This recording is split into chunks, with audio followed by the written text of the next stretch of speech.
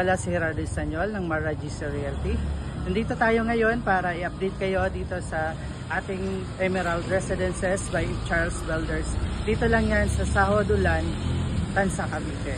Ipapakita ko po sa inyo na hindi binabaha ang Emerald Residences.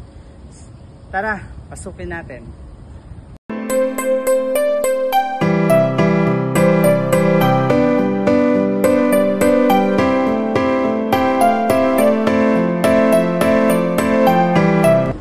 Sa ngayon umuulan, pangatlong araw na ng pag-ulan dito. Yan po, kaliwaan po lahat yan. Mostly po dyan ay mga available pa. Ayan.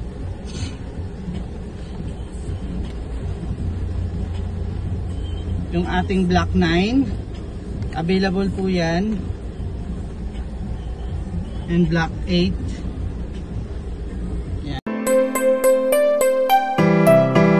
Kahit tayo yung ulan, wala po tayong baha dito sa Emerald Residences.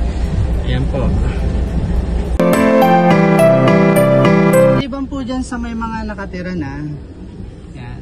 Yung iba po dyan, mostly po dyan ay mga available pa. Facing sunrise po dito. Ayan.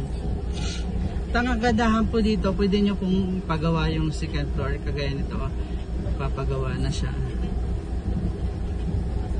Malawak po yung harap, kasya po yung isang kotse.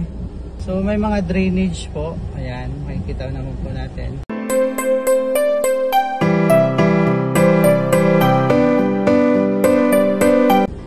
Ayan lang yung gate.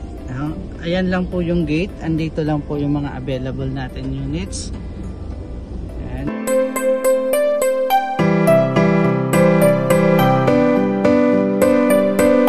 Kayo ay nagustuhan niya tong Emerald Residences, dito na po kayo mag-invest.